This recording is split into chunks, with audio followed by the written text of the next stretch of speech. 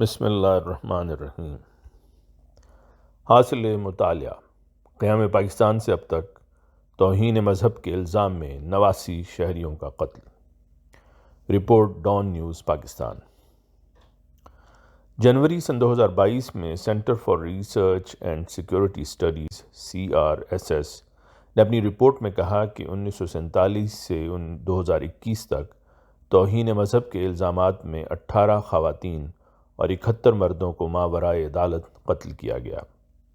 اب تک 107 خواتین اور 1308 مردوں پر توہین مذہب کے الزامات لگائے گئے ہیں۔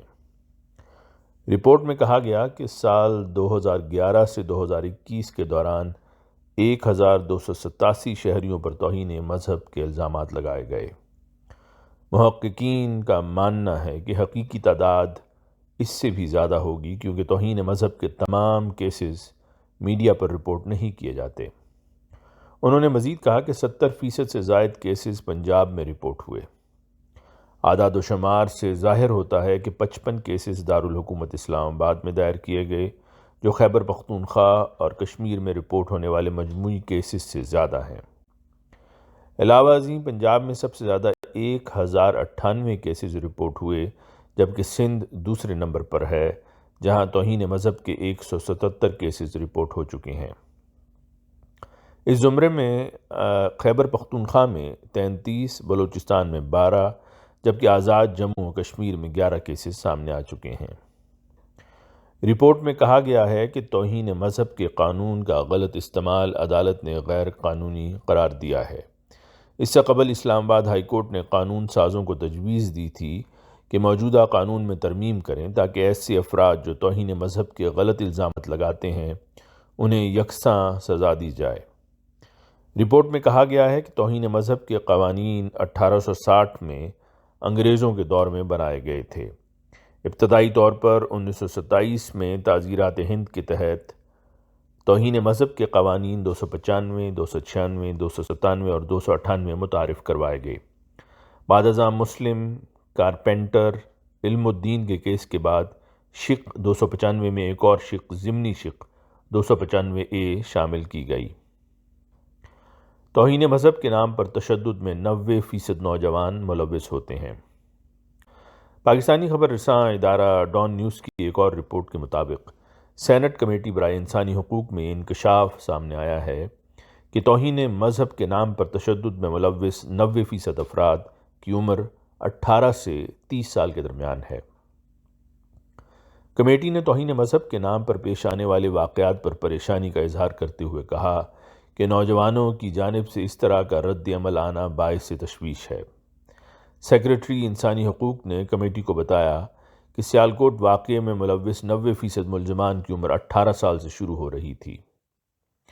Additional inspector general IG Punjab operations نے کمیٹی کو بتایا کہ پنجاب میں سال 2017 سے 2022 تک مبینہ توہین مذہب کے 345 واقعات پیش آ چکے ہیں۔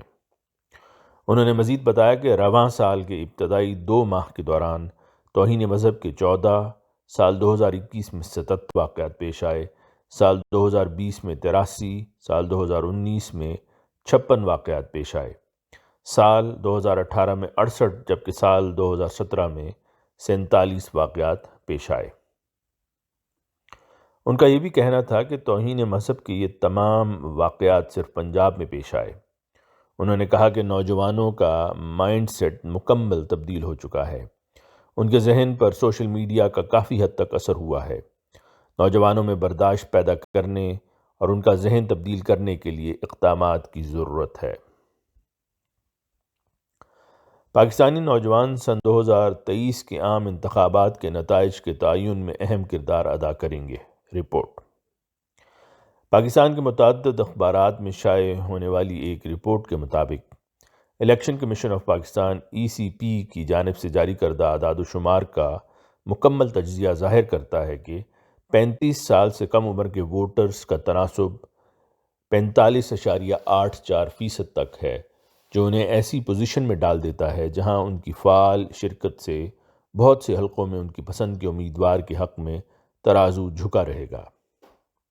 کل 12 کروڑ 10 لاکھ ووٹرز میں سے 5,55,00,000 ووٹرز کی عمریں 18 سے 35 سال کے درمیان ہیں، جبکہ 2018 کے عام انتخابات میں ان کی تعداد 4,60,00,000 یعنی 43.82% سے کچھ زیادہ تھی۔ ان نوجوان ووٹرز میں 3,19,00,000 جو کہ 26.38% 26 سے 35 سال کی عمر کے گروپ میں ہیں، جبکہ 2,35,00,000 یا 19.46% افراد کی عمریں 18 سے 25 سال کے درمیان ہیں۔ ان 2,35,00,000 نوجوان ووٹرز میں 1,48,00,000 مرد اور 87,20,000 خواتین ووٹر شامل ہیں، جن میں سے اکثر پہلی بار ووٹ ڈالیں گے۔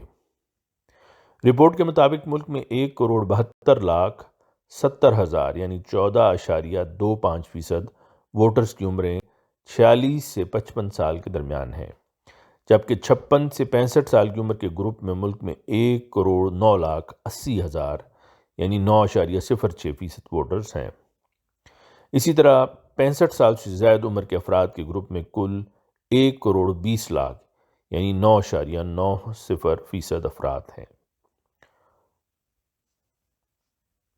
مضمون نجم الثاقب کاشغری، آواز مرزا عمران احسن۔